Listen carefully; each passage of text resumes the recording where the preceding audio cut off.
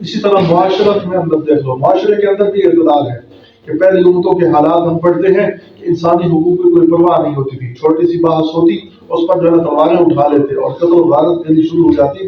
اور یہ ایک جنگ آپ صلی اللہ علیہ وسلم سے پہلے ایک جنگ تھی، جنگ حرب بسوس کے نام سے.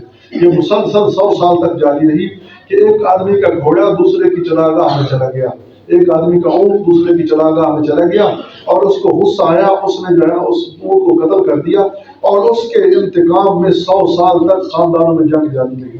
یہ پہلی امتوں کے حالات تھے. جنگ حرب بسوس بڑی مشہور ہے. اور پھر کہیں ایسا ہوتا کہ اپنے بچوں کو زندہ درگور کر دیتے. اگر عورتوں کا شوہر فوت ہو جاتا تو عورتوں کو اس کے ساتھ زندہ ختم کر دیتے، زندہ اس کو جلا دیتے تھے. مرد اگر فوت ہو جاتا تو عورتوں کی سب کی ساتھ جلائی جاتی. اور یہ جو ہے نا ان کی بے اعتدالی تھی معاشرے کے اندر. اور احترام اتنا ہے کہ وہ کہتے ہیں کیڑے مکوڑوں کو بھی حرام ہے، ان کو مارنا بھی حرام ہے، اتنا احترام کرتے ہیں. یعنی ہر اعتبار سے اعتدال ان کا ختم تھا. کبھی جانوروں کا بھی احترام کرتے اور احترام نہ کرنا ہوتا تو انسانیت کو بھی کچل ڈالتے. لیکن اس امت کے اندر یہ بات نہیں ہے. انسانوں کا احترام ہے، اپنے معاشرے کا احترام ہے، اپنے والدین کا احترام ہے، اعزا و اقارب کا احترام ہے، رشتہ داروں کا احترام ہے، عورتوں کا احترام ہے، عورتوں کو عزت اور مقام دیا گیا ہے. اب عورتوں کے حالات پڑھے کہ جب تک یہ شریعت نہیں آئی تھی عورتوں کے ساتھ کیا سلوک کیا جاتا تھا. عورتوں کو بعض لوگ تو انسان سمجھنے سے بھی قاصر تھے. وہ کہتے تھے یہ انسان نہیں ہے بلکہ جانور کی طرح ایک جانور ہے جو مرد کی خدمت کے لیے بنائی گئی ہے. تو وہ انسان سمجھنے سے بھی قاصر تھے. یہ تو اللہ نے اس امت کو اعتدال دیا اور جناب رسول اللہ صلی اللہ علیہ وسلم نے آ کر عورتوں کو بڑی شان عطا فرما دی، ماں کے قدموں میں جنت رکھ دی، بیوی کو عزت بنا دیا، بہن کو جو ہے نا اپنے بھائی کو بہن کا رکھوالا بنا دیا. یہ عورتوں کو آپ صلی اللہ علیہ وسلم نے بڑا مقام عطا فرمایا ہے. تو سابقہ امتوں ایسی نہیں تھی. اگر مرد مر جاتا تو عورت کو ساتھ مرنا پڑتا.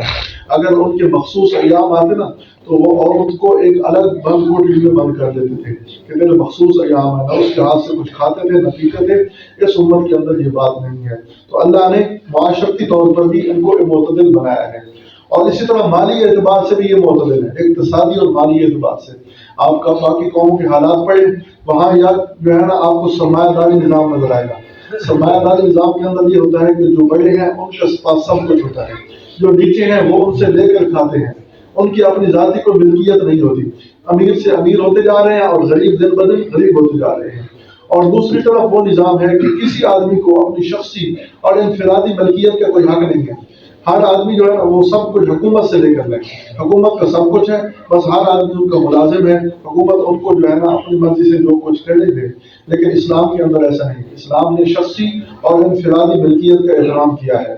ہر آدمی مالک بھی ہے، ہر آدمی کے پاس جس کے پاس جو پلاٹ ہے رقبہ ہے وہ اس کی ملکیت کا بھی حق ہے. اور پھر یہ بھی نہیں ہے کہ بالکل سب کچھ قابو ہو جاؤ، بلکہ اس ملکیت کے اندر ہر آدمی کا حق رکھ دیا. اب ایک ذمہ دار ہے وہ اپنے رقبے سے جو کچھ اٹھاتا ہے، فرمایا اس کے اندر تیرے غریبوں کا حق ہے، تیرے معاشرے کے لوگوں کا حق ہے. زکوٰۃ جو تیرے پاس مال موجود ہے اس کی زکوٰۃ ادا کر، علماء کا حق ہے. تو ہر اعتبار سے شریعت نے اعتدال دیا ہے کہ آپ مالک بھی بن سکتے ہیں، ملکیت کا بھی احترام کیا ہے، اور پھر ملکیت کے اندر جو ہے دوسرے لوگوں کا حق بھی رکھ دیا ہے.